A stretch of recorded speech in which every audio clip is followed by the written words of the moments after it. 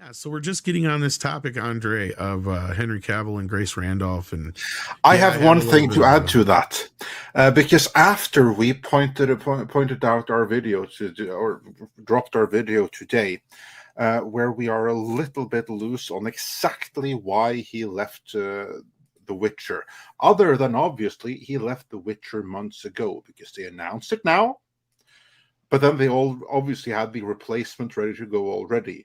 Now, why they would hire that replacement, other than just canceling the series outright, only goes to show that the showrunners didn't really care about The Witcher in the first place. And someone reached out to me after we dropped that video. And then I was like thinking to myself, motherfucker, why couldn't you say this before we dropped the video? But anyway, apparently, according to this individual, we do say in the video that Henry Cavill, he had said in advance that he was willing to commit to 7 seasons of The Witcher. What we did not say in the video, but what he apparently said was, provided that they stayed true to the source material, because that was very important to Henry Cavill, being a fan of said source material. I don't know how big he is on the books, but he certainly is on the games. And what did the showrunners and the series creators do? Did they stay close to it? Nope. No, they went all female centric, and they sidelined him and went in a completely different direction. So he was lured in to begin with because he was given the impression that they would stay true to the source material.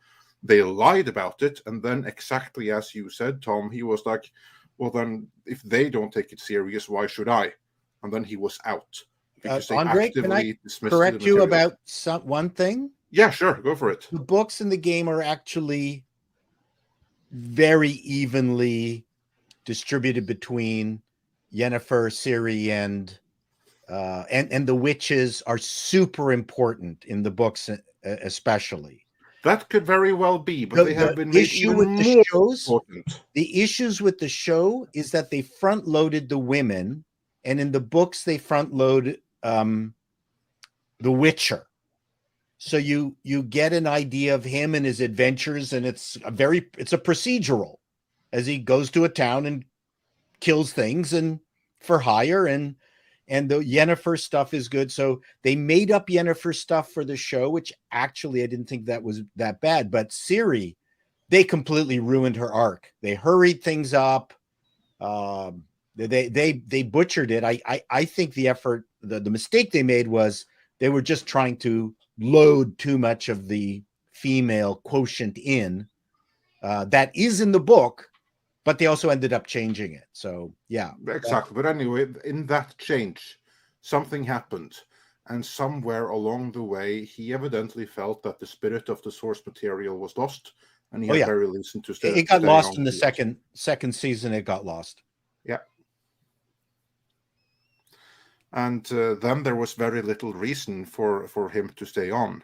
And the fact that they would recast him with Liam Hemsworth, I mean, good on him for taking the job. I'm sure that he's not going to say no to a gig like that. But I am curious how many will be leaving with Cavill versus how many were genuinely invested in the series, regardless of Cavill, because that's their new audience now. Like, you see what I mean? For The Witcher, the audience that has to come back to that right now are those that weren't there for Cavill, but were there for The Witcher and the drama of the Netflix series itself. That's their new audience. So obviously, Liam Hemsworth is not going to get paid as much as Cavill was, but I do hope that for their sake, that the difference in paychecks will be basically covered by the loss in viewership, because I don't know how many is going to be left without Cavill. What do you think? Yeah, what do you guys think? Yeah, I think much like with most of the audience of The Witcher, I'm going to have to leave. Sorry, guys. But thanks for having me on today. But yes, I have a meeting to get to. So have a wonderful show. And yeah, like The Witcher audience. But Later, script.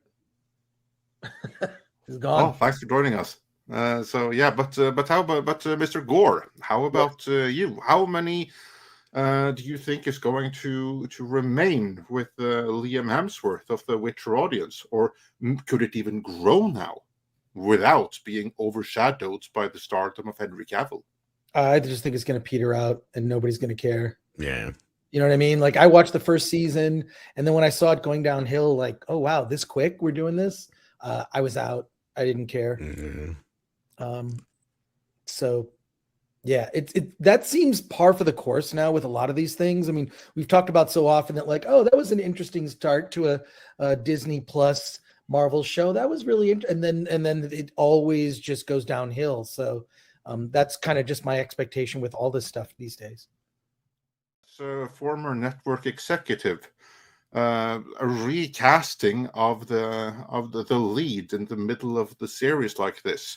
Is this cause for great celebration among the producers? I think this is going to be up there with the Bewitched recasting. It's going to become a legendary moment. Oh yeah, I'm sure. Dick York and Dick Sargent. Dick Sargent. Yes, the controversy will rise again. You know what? It all depends on season 3.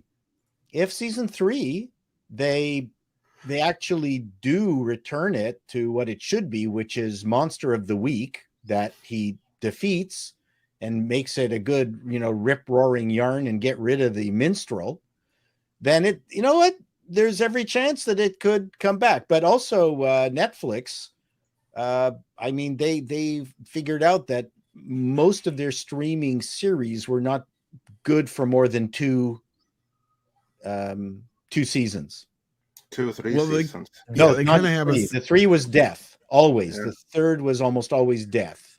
Well, they have this thing where it's like 50 episodes, 30 to 50 episodes. That's what I was told. It's like at that point, the audience falls off. Right. And that's why we did the video about Cobra Kai, because they still haven't called for season 6 and nobody can understand because it was a huge show, arguably one of the biggest shows of the year next to Stranger Things, actually.